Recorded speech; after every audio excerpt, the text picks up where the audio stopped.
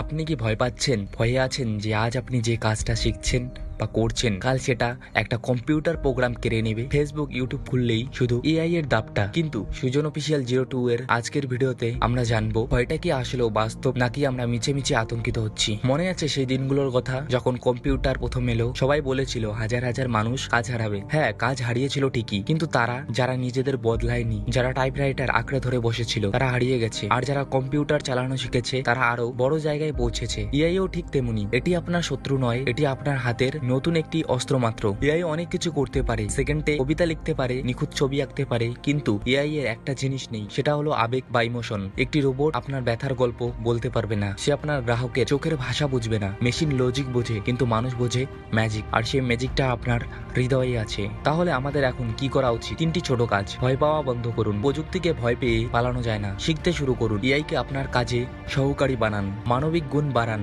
মানুষের সাথে যোগাযোগ এবং সৃজনশীলতায় জোর দিন। শেষে একটা কথাই বলবো, দিন শেষে পৃথিবীটা মানুষের জন্য, মেশিনের জন্য নয়। আপনি যদি নিজেকে আপডেট করতে জানেন তবে কোনো রোবট আপনার জায়গা নিতে পারবে না। আপনার কি মনে হয় এআই কি আমাদের ভবিষ্যৎ নষ্ট করবে? আপনার মতামত কমেন্টে জানান। ভিডিওটি ভালো লাগলে সুজন অফিসিয়াল 02 এর সাথে থাকুন। আমি সুজন, দেখা হবে পরের কোনো দারুণ গল্পে।